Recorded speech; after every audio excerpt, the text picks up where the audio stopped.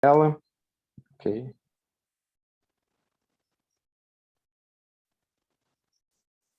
Ok. Está em tela cheia a apresentação? Sí, sí, se ve bien. Perfeito. Ok. Bom, eu vou fazer a minha apresentação em português, mas se tiver ruim, posso falar em inglês também. Tá? É, ok. Esse trabalho é uma visão geral do trabalho do nosso grupo e essa apresentação, né? E aqui eu estou apontando quem são as instituições onde estamos no Brasil, mas esse é um trabalho feito em colaboração com, principalmente, o Instituto de Astrofísica da Andalucia e o Observatório de Paris. É uma colaboração internacional que já dura muitos anos. Essa colaboração ela está englobada no projeto que a gente chama Lucky Star. Esse projeto ele começou mais recentemente do que a colaboração, liderado, né, é um projeto ERC do Bruno Sicardi. Então, engloba essa colaboração entre Meudon, Granada e Rio, o grupo do Rio, que se expandiu, né? Hoje estamos em diferentes cidades do Brasil. Ela começou basicamente em 2005 para prever e observar ocultações por Plutão, em especial na época, e depois alguns TNOs. A gente teve nosso primeiro sucesso em 2009 e em boa parte desse sucesso veio por conta de um trabalho que a gente fez, um trabalho astrométrico, que a gente fez no final dos anos 2000, da primeira década dos anos 2000, que a gente chama do catálogo WFI. É um catálogo de estrelas, astrométrico de estrelas, no caminho por onde esses objetos de interesse estavam passando. Esse é um trabalho que foi feito em grande parte pelo Grupo do Rio. Eu convido vocês a assistirem a palestra do Dr. Júlio Camargo, no dia 18. Talvez ele fale um pouco mais desse histórico. Né? Antes, então, do Lucky Star, a gente teve já alguns resultados bastante importantes, interessantes, né, sobre a caracterização de alguns dos principais TNOs e a descoberta dos anéis de Charico. Já ali em 2014, 2015, principalmente, a gente começou, então, um primeiro desenvolvimento, né, o objetivo aqui falar sobre os desenvolvimentos que a gente fez, o primeiro desenvolvimento que foi a página de onde a gente coloca nossas predições de ocultação. Então, quem não conhece, sugiro que visitem, e lá vocês podem achar as ocultações que podem eventualmente ser observadas por vocês também, né? A gente tem mais quase 400 objetos nessa página, entre TNO, centauros, troianos, satélites de objetos do sistema solar exterior, até mesmo alguns cometas e objetos próximos à Terra. Tá? Então, esses são os nossos objetos-alvo, colocaria assim.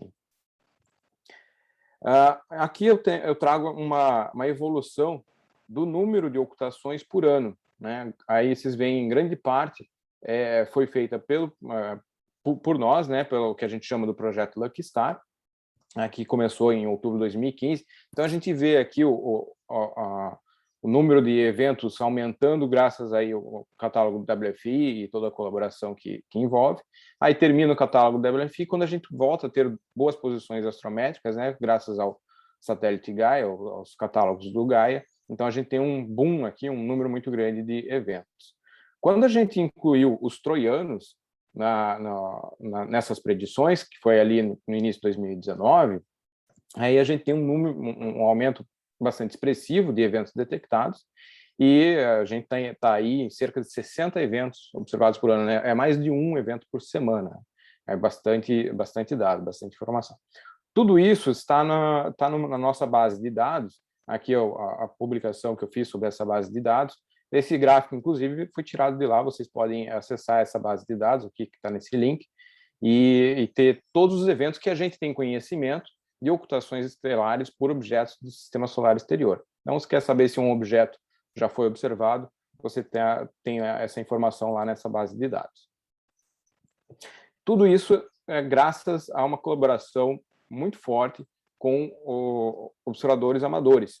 Não só amadores, mas também de pequenas instituições, ou pequenos, entre aspas, telescópios, né, mas em grande parte aí amadores na Europa, Estados Unidos, Austrália, e muita colaboração que a gente tem aqui com o pessoal no Chile, na Argentina também em especial, né? A gente já tem mais de 100 objetos detectados pelo menos uma vez em ocultação estelar e cerca de 300 eventos registrados lá na base de dados, né? Uma pergunta de autocrítica que a gente pode fazer é a que esses eventos estão levando, né? Então, muitos desses eventos são o que a gente chama de corda única, ou seja, só um observador que detectou o evento. Isso, é claro, nos permite determinar um limite inferior para o tamanho, permite determinar uma posição astrométrica, mas não vai muito além a informação. Então, é importante que a gente tenha pelo menos 3 cordas em um evento. E aqui, então, essa tabelinha aqui é a razão entre o número de eventos e número de cordas por ano. Então, a gente vê aqui nesse gráfico o número de cordas por ano. Então, esse número de cordas vem aumentando aqui nos últimos anos, mas a gente costuma ter aí uma razão na ordem de 2 e 3 cordas por evento. Isso varia muito, por quê? Porque atualmente a gente tem tido a possibilidade de fazer campanhas observacionais que nos permitem detectar muitas cordas em um único evento. Então, eu vou mostrar alguns exemplos, mas a gente chegou a ter 60 cordas, 61 cordas em um único evento. A gente tinha uma predição muito boa, passando no local densamente povoado por amadores, principalmente, na Europa, e a gente conseguiu 61 cordas em um objeto. Eu vou mostrar mais para frente a que isso nos leva. E a gente tem tido 1 ou 2 eventos por ano nessa escala, né? Então, com muitas cordas, e isso sim permite a gente fazer uma caracterização muito importante do objeto em questão. Falando então de equipamentos e softwares que a gente andou desenvolvendo ao longo desses anos, a gente tem uma câmera especial para observação de ocultações estelares instalada como instrumento visitante no SOAR. A gente tem várias câmeras adaptadas, né, rápidas, para observação de ocultações estelares que a gente empresta, às vezes, para alguns locais. Existem alguns locais que estão com nossas câmeras, às vezes a gente leva a câmera, tá? Então, a gente tem aí algum desenvolvimento de equipamento. A gente tem uma ferramenta muito poderosa, né, desenvolvida pelo Dr. Marcelo Safin, que é o pacote Praia, né, que faz uma fotometria diferencial de altíssima precisão e é fundamental para a gente fazer algumas das nossas descobertas. Então, eu convido vocês a verem a apresentação do Marcelo no dia 18, né? Acredito que ele vai falar um pouco também do software Praia, apesar do tema ser um pouco diferente. Como eu já falei, a gente tem a página com as predições de ocultações estelares, e isso é graças ao desenvolvimento de um software de determinação de órbita desses objetos a curto período. Então, com novas observações astrométricas, a gente consegue refinar bastante a órbita e, assim, a predição da ocultação estelar. Todas as nossas predições estão disponíveis num software muito difundido na comunidade amadora, que é o Occult Watcher. Então, assim, a gente atinge os amadores e eles têm a informação das nossas predições e isso ajuda bastante a gente a detectar alguns eventos. Vale citar que uma vez que a gente tem a detecção de um evento, a gente melhora a predição para os seguintes, né? Talvez um dos principais desenvolvimentos que a gente teve recentemente foi o desenvolvimento dessa biblioteca em Python, que a gente chama de Sora, que é justamente uma biblioteca que permite fazer a análise e redução de ocultações estelares, né? Com bastante precisão, bastante cuidado. A gente tem essa biblioteca, ela está disponível. Convido vocês a verem o pôster do Bruno Morgado, que fala justamente sobre isso, ou diretamente no paper que a gente publicou recentemente no Monthly Notices. Também, bom, eu já falei da nossa base de dados, com todos esses eventos, né? Aqui está desatualizada essa imagem, esse print, mas a gente já está lá com quase 300 eventos registrados. E O que tem nos ajudado muito aí nas campanhas é um outro portal, o que a gente chama de Occultation Portal, que está sendo desenvolvido, já está em uso, por um estudante de doutorado na Turquia, né? Ele desenvolveu esse portal, onde tem todas as campanhas que a gente está monitorando, e lá os observadores podem se registrar, fazer upload dos seus dados e enviar as informações de maneira padronizada, o que facilita bastante o nosso trabalho de redução. A gente também tem divulgado ocultações por todos os objetos, né, incluindo asteroides, que envolvam estrelas brilhantes, magnitude menor do que 11, para tentar difundir um pouco a ocultação, principalmente aqui no Brasil e na América Latina. A gente tem relativamente poucos amadores que colaboram. Então, tem essa página que a gente mantém com essas predições de ocultações envolvendo estrelas brilhantes, né? Aí tem, inclusive, asteroides. E também convido a vocês a verem os pôsteres listados aqui, que falam justamente sobre predições de ocultações de asteroides nessas duas sessões, né? Sobre as propriedades físicas que a gente, ou enfim, sobre os resultados, né, que a gente vem obtendo. A gente já determinou tamanhos, forma, albedo, até mesmo densidade, para cerca aí de 12 objetos, ou na verdade pouco mais, né? E aqui eu trago o nome de cada um deles, que já tem um paper publicado com essa caracterização completa do objeto. A gente utiliza curvas de rotação, ou formas de equilíbrio, ou mesmo forma tridimensional, para determinar essas propriedades com altíssima precisão desses objetos. Aqui, então, também convido vocês a verem o pôster do Christian, que está determinando a forma e o tamanho do Equeculus, usando aí a forma publicada de 3D, e o polo dele também, e os resultados de ocultações por um troiano, né, da Viviane. Tá? Cada um desses eventos a gente usa para ter uma determinação da posição astrométrica do objeto, que permite refinar a órbita e refinar as próximas predições. Isso tem nos permitido caracterizar objetos aí, graças a essas detecções de corda única, por exemplo. A gente tem um paper que explica como é que é feito esse procedimento, da Flávia. A gente vem monitorando a atmosfera de Plutão, aí cada ponto desses é uma ocultação estelar observada, e ao longo aí de muitos anos, inclusive com resultados comparáveis ou mesmo melhores do que a sonda New Horizons. Então é importante para a gente entender como que é a evolução da atmosfera de Plutão. Aqui é o monitoramento da atmosfera de Tritão, então também tem vários pontos aqui vindos de ocultações estelares diferentes, e esse recorde aqui com 90 cordas detectadas nessa ocultação por Tritão, isso está num paper que está saindo agora da Joana Marques. A gente tem monitorado o Quaoar, né? Essa é uma observação feita aí com grandes telescópios das Canárias, que a gente vê que Quaoar não tem atmosfera aí, no limite, na ordem de 5 nanobar, mas é uma curva aí de luz de altíssima precisão. Então tem mais coisa por vir aí. 2 minutos, Felipe. Certo, perfeito. Como eu falei, aqui esse evento que a gente teve 61 cordas, não estão todas aqui, a gente começa a poder estudar topografia desses objetos, né? Imagine um objeto transneptuniano, a gente começa a ver a topografia dele. E aqui a gente vê a detecção de uma depressão importante. Isso está num paper aí em fase final de escrita, relacionado à tese da Flávia.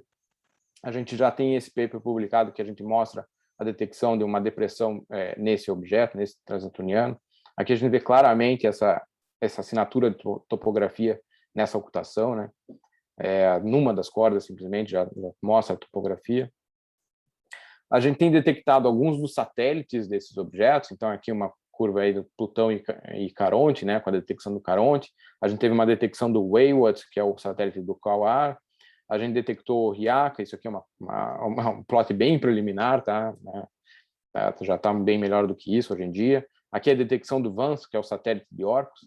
a gente tem conseguido até mesmo estudar os satélites desses objetos. E, é claro, acho que o nosso grande nosso grande painel é a detecção dos anéis de Chariclo e de Almé, em que vocês vão poder saber mais, escutar mais aqui nesse trabalho do Bruno Morgado.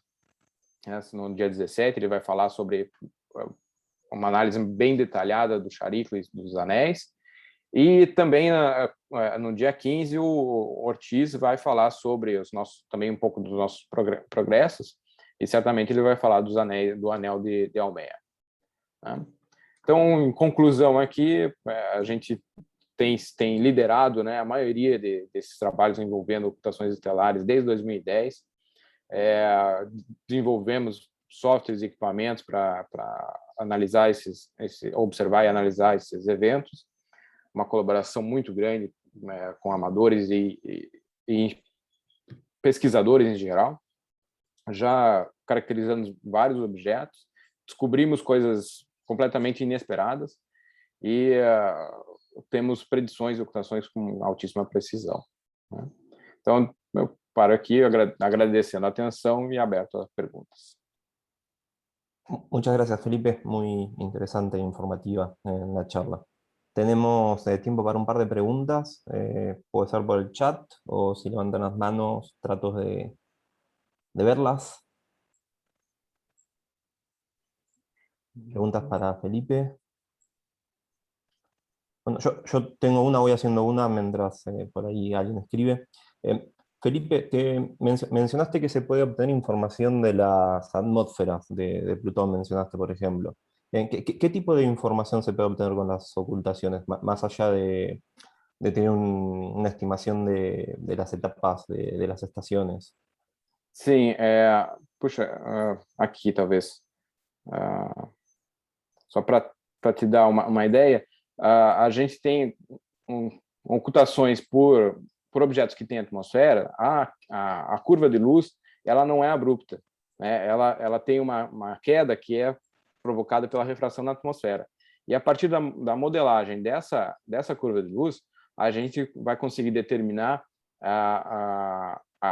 o perfil de pressão e temperatura da atmosfera, a pressão superficial da atmosfera. Quando a gente tem um flash central, como foi o caso aqui no caso de Tritão, aqui no caso de Plutão, a gente tem informações sobre a atmosfera mais interna dele.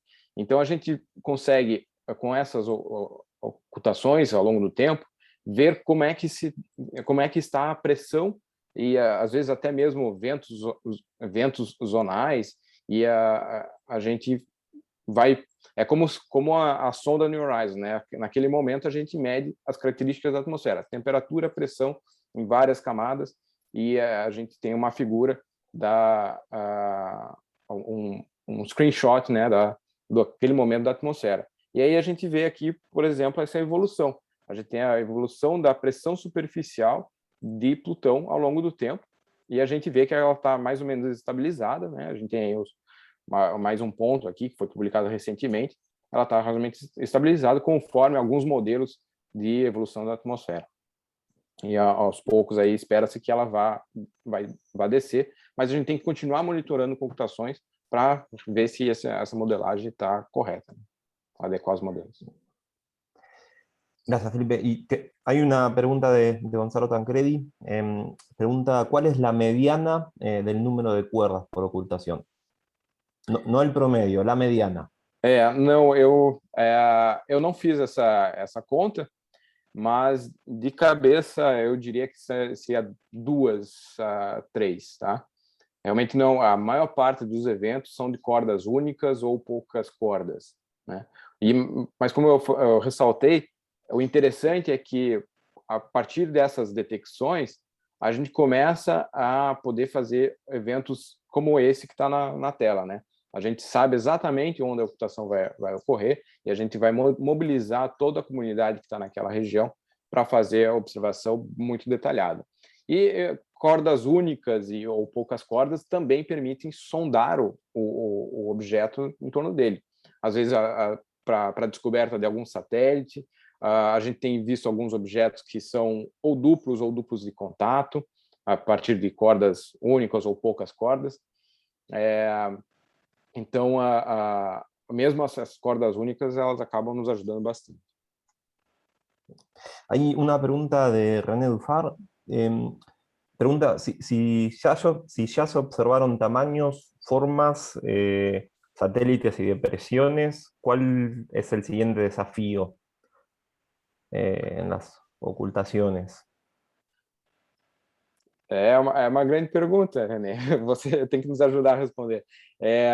Acho que assim, a gente vem, claro, monitorando esses objetos e a gente nota que, a gente tem notado que quanto mais detalhada a ocultação, melhor a observação de uma ocultação, principalmente como, por exemplo, a observação do Quasar, né, com um grande telescópio, mais a gente consegue aprender sobre o objeto.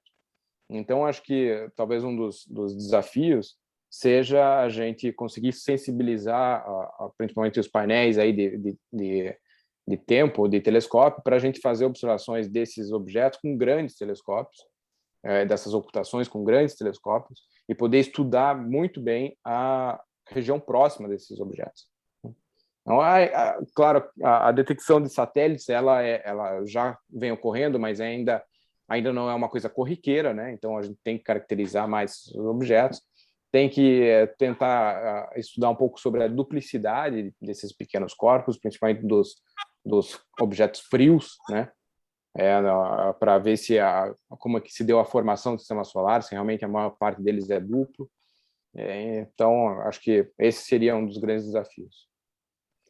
Octavio, si Muchas me gracias. permite, la pregunta, Felipe, quizás estaba más dirigida a un desafío técnico, quizás Certo. observar NEOs, por ejemplo. Sim. A gente fez algumas observações da Apophis, né, mas aí graças à mobilização da comunidade amadora e uma predição utilizando dados de radar e alguma ocultação estelar, é um desafio muito grande, né, porque a gente tem que saber exatamente onde está a sombra na ordem de dezenas de metros. Então, não vou muito além disso, não. Muchas gracias, Felipe. Hay más preguntas en el chat, así que si podés contestarlas también, te agradecemos. Y claro, obrigado pelo espaço. Pasamos a la siguiente charla a cargo de Laura Parro, titulada la distribución global del flujo térmico superficial en Marte. Laura, si podés compartir. Voy a intentar compartir pantalla. Sí. Me dice que no Felipe, puedo quizás tenés todavía. que dejar de compartir la pantalla, por favor. Vale, voy a probar. Pronto. Vale, ahora... Aquí.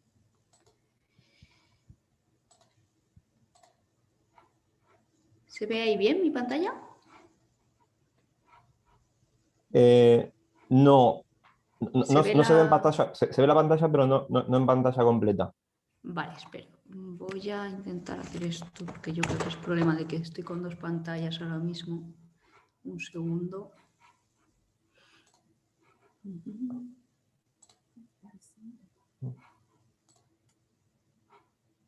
¿Ahora puede ser?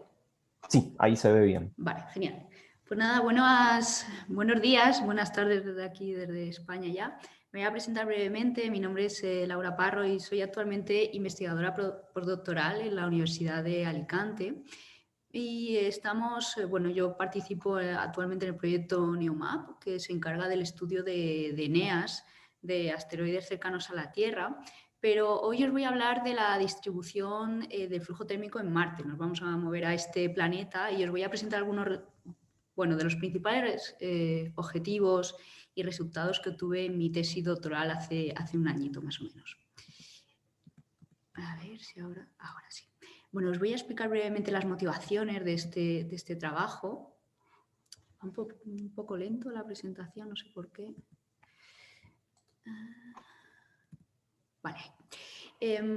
Simplemente por indicaros brevemente, seguro que todos ustedes lo saben, pero si vemos cuál ha sido la evolución en el tiempo de la actividad volcánica de estos cuerpos, por ejemplo, de los objetos, digamos, silicatados o rocosos, vemos que los mayores, como la Tierra o Venus, pues han tenido una evolución geológica y una evolución volcánica a lo largo del tiempo muy importante, pero al tiempo que estos objetos se van haciendo cada vez más pequeños, tienden más a enfriarse, es decir, es más fácil que estos se enfríen. Pero si vemos en el caso de Marte, algo pasa con Marte, ¿no? Sí que ha tenido una evolución muy continuada en el tiempo, como otras lunas del sistema solar. Estos son debido a la órbita que tienen respecto a los planetas gigantes.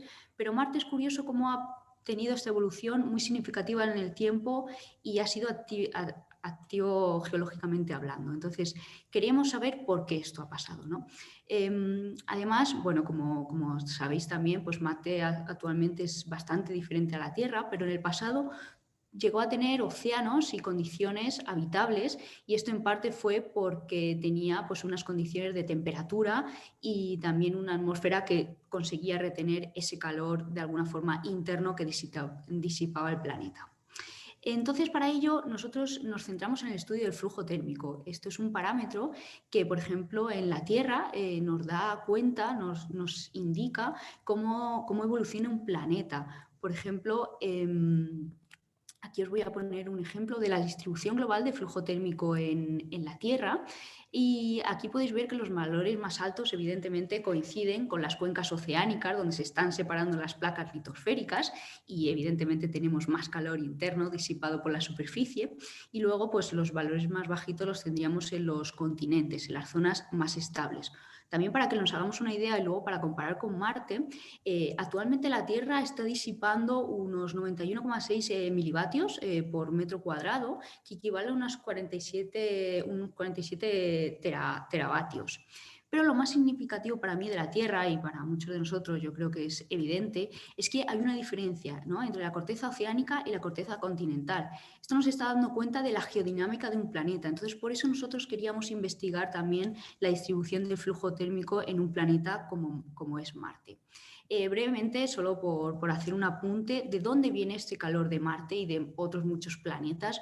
Bueno, al final este calor interno, por un lado, se produce por la descomposición actual de elementos radiactivos que normalmente se acumulan tanto en el manto como en la corteza de un planeta, y también por el calor residual de la formación de estos cuerpos. Y también es muy importante tener en cuenta cómo es la distribución y cómo es el movimiento de calor a lo largo de las capas internas, ¿no? En Marte solo vamos a tener en cuenta la advección, que es lo que ocurre en la litosfera, porque en el interior nos es muy difícil entender actualmente cómo es este transporte de calor. Bien, también brevemente voy a dar unos apuntes sobre la evolución geológica de Marte. Como hemos visto, pues Marte tuvo, ¿no?, una actividad en el pasado muy parecida a la de la Tierra, pero entre la época que la estamos viendo aquí, entre el Noéico y el Espérico, Marte tuvo unos cambios muy bruscos en su evolución. No sabemos exactamente cuándo, pero más o menos por esa época Marte fue perdiendo todo el agua que tenía en superficie, el vulcanismo se fue relajando. Entonces, algo pasó en Marte para que este cambio tuviese lugar. Entonces, por un lado, nosotros nos centramos en la investigación del flujo térmico en la actualidad en Marte y también en esta época en el pasado. Bien, bueno, aquí como apunte también la distribución actual, ¿no?, de qué pasó con ese agua. Bueno, pues actualmente mucha de ese agua en Marte se disipó hacia el espacio, pero otra se quedó bajo el subsuelo en forma de permafrost. Pero se han llegado a descubrir recientemente que parte de este agua podría incluso llegar a estar en estado líquido, y eso también nos da cuenta de que Marte todavía puede tener un cierto tipo de calor residual, ¿no?, que llega hasta la superficie y que puede de alguna forma sublimar o de alguna forma cambiar este estado del agua a estado líquido. Bien, también un poco para centrarnos en este estudio, para nosotros fue muy importante tener en cuenta la composición interna del planeta, y pues al final Marte se puede dividir en diferentes capas, como le pasa a la Tierra, y nosotros nos centramos en esta división entre la presión y la temperatura. ¿Por qué? Porque nosotros queremos entender bien cuál es tanto la composición como la estructura de la litosfera en este caso. Para ello, bueno, pues en Marte, como todos ustedes sabrán, pues tenemos muchos datos, tanto de rovers como de teledetección, como de meteoritos, que al final nos enseñan que mayoritariamente la corteza de Marte es de tipo basáltico. Esto será importante para nuestros modelos. Centrándonos ya en el estudio del flujo térmico, ¿cómo medir el flujo térmico en Marte? Normalmente se querría tener medidas directas, esto solo ha sido posible en la Tierra y en la Luna. Actualmente no tenemos medidas directas, medidas in situ del flujo térmico en Marte. Esto lo iba a conseguir la misión InSight de la NASA, pero no fue posible, así que tenemos que obtener el flujo térmico de Marte a través de medidas indirectas. Nosotros usamos dos indicadores para ello, que por un lado es el espesor elástico efectivo de la litosfera y por otro la profundidad de la transición frágil dúctil bajo grandes fallas inversas. Algunos de estos conceptos son un poco geológicos, luego si alguien tiene duda, pues que no duda en preguntarme, pero bueno, al final el espesor elástico efectivo lo que da cuenta es de esa hipotética capa que se flexa bajo grandes cargas, por ejemplo, la carga de un volcán. Nosotros podemos estimar cuál es el espesor de esa capa y traducirlo a niveles de flujo térmico, al igual que el espesor de la profundidad de estas grandes fallas que hay en Marte, también podemos derivarlas a flujo térmico. Entonces, en el pasado otros autores, gracias a la identificación de algunos de estas estructuras geológicas, obtuvieron el flujo térmico. Aquí podéis ver una relación en el tiempo de este flujo térmico, pero eran a nivel puntual, es decir, descritos por cada estructura. Lo que no queríamos hacer nosotros era un modelo global de distribución, y esto fue en lo que nos centramos hace unos años. Para ello, bueno, seguimos esta metodología. Primero tuvimos que producir un modelo de cuál era el calor radiogénico expulsado por el planeta en la actualidad. También tuvimos que tener en cuenta las variaciones topográficas y del espesor de la corteza marciana. Y por último tuvimos que anclar nuestros modelos en medidas reales. Para eso necesitábamos estructuras que se hubiesen formado hace poco tiempo en el planeta, y esto no era sencillo. Para eso usamos la derivación del espesor elástico bajo el polo norte y el polo sur del planeta. Bien, para calcular la distribución del calor radiactivo en el planeta, usamos la distribución de los elementos radiactivos medidas por la misión Mars Odyssey hace ya unas décadas en Marte.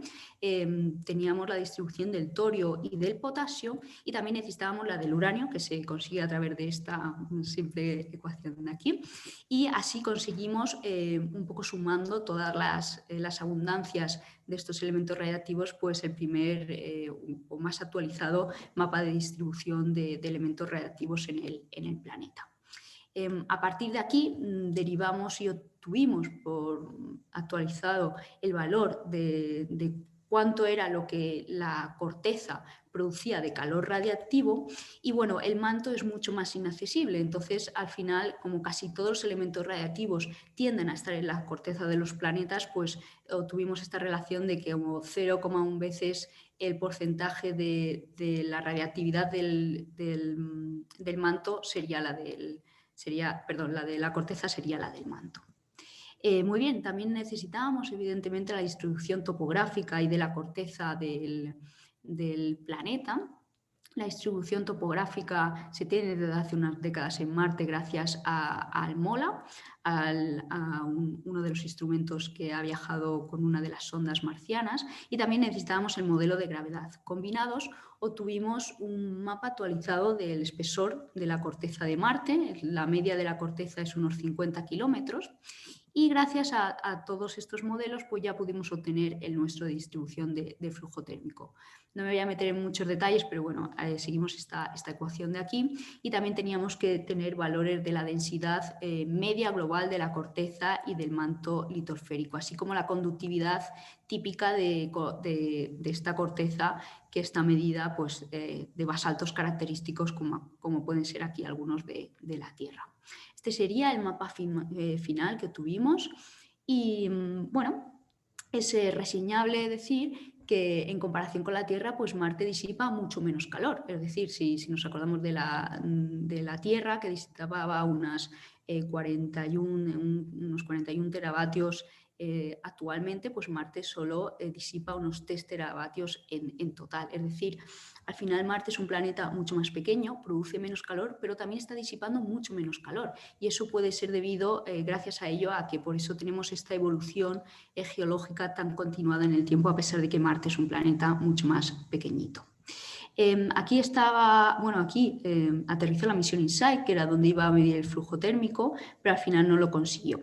Pero bueno, ahí está por si acaso luego en el futuro queremos reseñar algunas cosas. 2 minutos, Laura. Muchas gracias. Esto, luego si tengo tiempo. Bueno, si quieren leer el resultado de este modelo, pues lo tienen en este paper que publicamos en 2017. Y bueno, al final nuestros modelos evidentemente se irán mejorando con el tiempo, a la vez que se vayan mejorando por las distribuciones de otros modelos, como pueden ser el de topografía, el de gravedad y también el de distribución de elementos radiactivos. También tuvimos el año pasado algunas variaciones de si cambiábamos el tipo de corteza, es decir, actualmente nosotros dispusimos que mayoritariamente la corteza de Marte es basáltica, pero algunos autores describen que la corteza también puede ser de tipo félsico y esto cambia también los valores de flujo térmico porque al final la conductividad térmica de una roca no es la misma según el tipo que sea. Esto lo publicamos en la revista Icarus el año pasado y solo para hacer algunos apuntes, que esto es lo que estamos haciendo actualmente, es calcular el flujo térmico en el pasado, es decir, hace 3.700 millones de años, en esa época en la que Marte perdió toda su agua, hubo grandes cambios climáticos. ¿Qué pasó, no? Bueno, muy rápidamente decir que evidentemente tenemos que derivar cuál fue la producción de calor en esa época, porque al final los elementos radiactivos producían mucho más calor. Esto podemos obtenerlo. Y se puede derivar directamente cuál podría ser la productividad de flujo térmico en esta época, pero nosotros igualmente quisimos anclar el modelo en resultados reales. Para ello, bueno, utilizamos la derivación de 8 fallas inversas en el planeta, de las que obtuvimos pues estos flujos térmicos y de ahí derivamos nuestros modelos. Esto no os voy a aburrir mucho con ello. Este es el modelo final que estamos por publicar. Es muy parecido al actual, pero evidentemente en el pasado pasaban otras cosas. Entonces, lo que nosotros hemos hecho es añadir plumas mantélicas que se creen que en ese momento estaban actuando bajo la corteza de Marte, tanto en la región volcánica de Tarsis como en la de Elysium, y esto evidentemente nos cambia un poquito el patrón de distribución del flujo térmico, pero hemos visto que no nos cambia muchísimo tampoco. Entonces es algo a denotar también.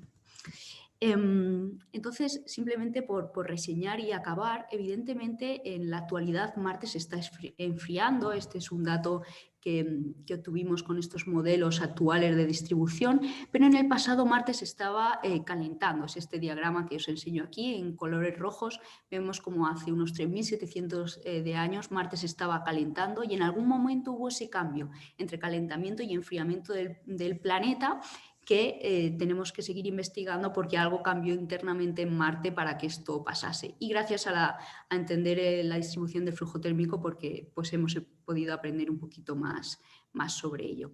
Y tengo algunas diapositivas más para decir que a pesar de que la misión InSight no pudo medir el flujo térmico en el planeta, sí que ha podido detectar terremotos y eso nos ha ayudado a describir mejor cómo es internamente las diferentes capas de este planeta, que también evidentemente nos ayuda a saber cuál es la producción de elementos radiactivos según las diferentes capas del planeta. Y bueno, pues que en el futuro con las próximas misiones que se enviarán a este planeta, pues esperamos que los modelos poco a poco vayan mejorando. Y nada, siento haberme pasado un poquito, pero muchísimas gracias por la atención a todos. No, por favor, muy interesante la charla, Laura. Hay un par de preguntas en el chat. Marcela pregunta, ¿cómo se comparan las distribuciones de los elementos radioactivos comparados con la Tierra de Marte? Sí, esto es bastante interesante. Claro, lo bueno de Marte es que la superficie no ha cambiado en cierta forma, pero no tanto como le pasa a la Tierra. En la Tierra al final no podemos encontrar rocas muy antiguas, lo que sí podemos encontrar en Marte. Entonces, en Marte lo bueno es que vemos muy bien, por ejemplo, cómo tapizan lavas jóvenes en el planeta. Vemos que, por ejemplo, están empobrecidas en ciertos elementos radiactivos. Esto es importante tenerlo en cuenta, que aún no lo hemos tenido en cuenta, como eliminando, por ejemplo, esas capas más superficiales, pues obtendríamos mejor cuál sería la producción en el pasado. Y esto también lo podemos extrapolar, por ejemplo, a la Tierra, porque nosotros actualmente medimos lo que las rocas en la Tierra están produciendo a nivel radiactivo, pero no sabemos exactamente lo que producían en el pasado. Entonces, lo que queremos hacer ahora también es comparar ambos planetas. No sé si te he respondido bien a la pregunta, pero es una cosa muy interesante que además actualmente queremos seguir investigando, la verdad. Ok. Paula también tiene una pregunta. Pregunta por qué la InSight no pudo medir directamente el flujo térmico. Sí. Y si de haberlo hecho, si esa medición no hubiese sido local en vez de global, digamos. Por supuesto. De hecho, bueno, lo tenía aquí para enseñarlo un poquito. Lo que pasó es que, claro, la sonda que iba a medir era un penetrómetro, es decir, ellos, bueno, los científicos que idearon este instrumento, al final no sabíamos exactamente cómo iba a ser la superficie de Marte en ese punto, ¿no? Entonces, lo que pasó es que la sonda no pudo introducirse los 5 metros que tenía pensado introducirse, porque al final, claro, queríamos también que se introdujese la sonda y que midiese a una cierta profundidad para que no hubiese anomalías a nivel de superficie. No pudo penetrar lo que podía, y a pesar de que le estuvieron dando, ahí veis una imagen con una pala para presionarla y meterla en el interior, no pudo ser. Y es muy buena pregunta la que haces. Evidentemente hubiese sido muy local, pero como explicaba antes, nuestros modelos al final se basan también en estimaciones actuales y de diferentes puntos. Entonces nos hubiese al menos servido para corroborar si nuestros modelos, que al final no dejan de ser básicamente teóricos, al menos corroboraban con las mediciones que tuviésemos in situ en superficie. Es algo que todavía no hemos podido corroborar, pero bueno, veremos si en el futuro se puede conseguir. Tabaré también tiene una pregunta acerca de si es posible medir edad por el decaimiento radiactivo en Marte, si hay equipos para hacer eso. No todavía, pero bueno, yo creo que la idea es que en el futuro la misión Mars Sample Return, que traerá muestras de camino a la Tierra, pues se mida de alguna forma, si se puede, el decaimiento de algunos elementos radiactivos, pero creo que ninguno de los instrumentos que actualmente van en los rovers puede medir este proceso. Y René, una de las últimas, René pregunta cuál es la causa de los martemotos, digamos. Sí, de hecho es muy buena pregunta. Hay varios papers todavía saliendo sobre ello. De hecho, nuestro grupo está también un poco en la búsqueda de una explicación. Hay varias hipótesis. Por un lado, a ver si pongo la imagen aquí, no sé si se ve. El centro de los terremotos, ahí arriba a la derecha, está muy cerca de Elysium, que fue una gran estructura volcánica, se formó hace muchísimo tiempo en Marte, y se cree que por la zona hay diques. Entonces, se cree que quizá algunos de estos diques todavía puedan estar intruyendo, es decir, que pueda haber algún cierto de movimiento de lavas todavía en el interior de Marte que produzca estos terremotos. Otra forma de que se produzcan terremotos en Marte es que, como es un planeta que se está enfriando, la propia contracción de la corteza produce en sí mismo arrugas, de alguna forma que se arrugue la superficie y que también se produzcan terremotos. Pero algunos de estos han sido bastante grandes, de más o menos entre 4 y 5, entonces, bueno, ya son terremotos bastante importantes. Entonces, creemos que incluso puede denotar que Marte, de cierta forma, pueda estar de alguna forma medio activo, pero todavía se están investigando muchos de ellos. Quizá una de las causas sea esa, porque está cerca de una zona volcánica. Hay otras preguntas en el chat, Laura, si podés después responderlas. Yo me tomo el atrevimiento de hacerte una última. Claro. ¿Es posible tener alguna estimación precisa de la edad de Marte a partir de los modelos de enfriamiento? Bueno, ¿la edad del planeta te refieres o de la corteza? Sí. No, del planeta, de su formación, precisamente. Sí. Bueno, ahí evidentemente, yo creo que lo mejor sería datar rocas, más que otra cosa, porque al final yo creo que los planetas más o menos se formaron al mismo tiempo en el disco. Otra cosa es la formación, por ejemplo, de las cortezas. Eso sí que es muy interesante, que por algunos modelos evolutivos las cortezas no se suelen formar al mismo tiempo depende qué planetas, ¿no? Porque es un proceso de enfriamiento y demás.